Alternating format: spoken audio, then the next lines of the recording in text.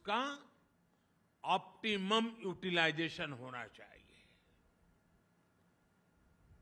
अनाप शनाप ऐसी संपदा की बर्बादी अब देश के लिए उचित नहीं है और इसी सोच के परिणाम स्वरूप सरकार के अलग अलग डिपार्टमेंट के पास जो जमीनें हैं उनके प्रॉपर और ऑप्टिमम यूटिलाइजेशन पर परफेक्ट प्लानिंग के साथ आगे बढ़ने पर बल दिया जा रहा है। ये जो नए परिसर बनाए गए हैं वो लगभग 13 एकड़ भूमि में बने हैं। देशवासी आज जब ये सुनेंगे, जो लोग दिन रात हमारे हर काम की आलोचना करते हैं, उनको जरा उनका चेहरा सामने रख करके इन चीजों को सुने देशवासी। दिल्ली जैसे इतने महत्वपूर्ण जगह पर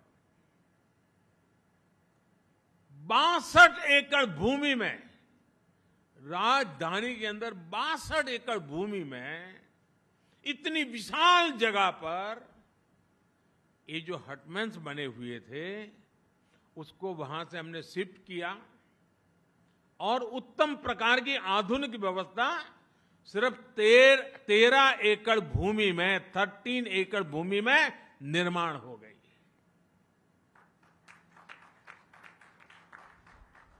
देश की संपत्ति का कितना बड़ा सदुपयोग होगा। यानी इतनी बड़ी और आधुनिक सुविधाओं के लिए पहले के मुकाबले लगभग 5 गुना कम भूमि का उपयोग हुआ है। साथियों, आजादी के अमृतकाल यानी आने वाले 25 सालों में नए आत्मनिर्भर भारत के निर्माण का ये मिशन सबके प्रयास से ही संभव है। सरकारी व्यवस्था की प्रोडक्टिविटी और एफिशिएंसी बढ़ाने का जो बीड़ा आज देश ने उठाया है, यहां बन रहे नए भवन उस सपनों को सपोर्ट कर रहे हैं, उस संकल्प को साकार करने का विश्वास जगा रहे हैं। कॉमन केंद्रीय सचिवालय हो, कनेक्टेड कॉन्फ्रेंस हॉल हो, मेट्रो जैसे पब्लिक ट्रांसपोर्ट से सुलभ कनेक्टिविटी हो, ये सब कुछ राजधानी को पीपल फ्रेंडली बनाने में भी बहुत मदद करेंगे। हम सभी अपने लक्ष्यों को तेजी से प्राप्त करें, इसी कामना के साथ मैं फिर एक बार आप सबको बहुत बहुत शुभकामनाएं देता हूं। बहुत बहुत धन्यवाद।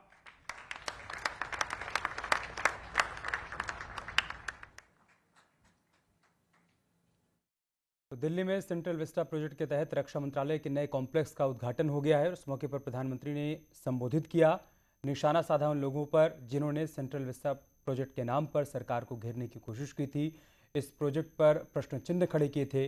उन तमाम लोगों को प्रधानमंत्री मोदी ने आज अपने संबोधन के माध्यम से जवाब दिया है।